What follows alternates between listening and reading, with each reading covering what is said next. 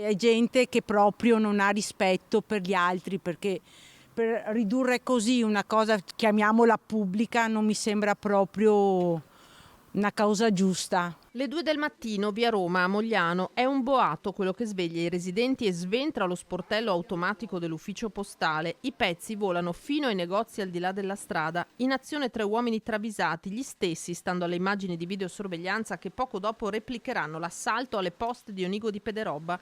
A provocare l'esplosione polvere pirica compressa. I ladri entrano nei locali devastati dal botto, prelevano la cassetta del contante rimasta intatta e fuggono a bordo di un SUV scuro con targa rubata.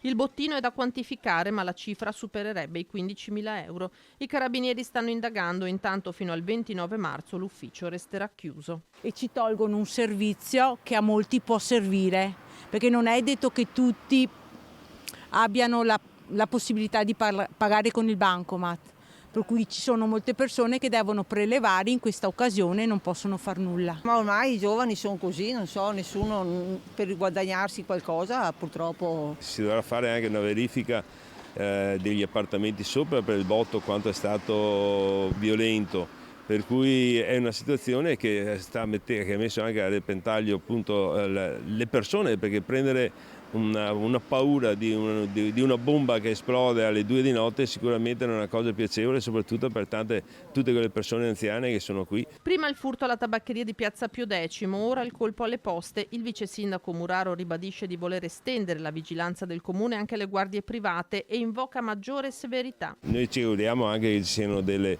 pene certe e sicure per queste persone e anche delle espulsioni per poter permettere maggiore sicurezza nel nostro territorio e nella nostra nazione. Ma l'opposizione si dice fortemente preoccupata e incalza l'amministrazione Bortolato. Chiediamo al sindaco Bortolato e al vice sindaco Muraro di smettere di fare polemica sui giornali e di venire immediatamente a relazionare in Consiglio Comunale su quelle che sono le soluzioni che pensano di poter mettere in campo. Noi abbiamo le nostre, confrontiamoci insieme.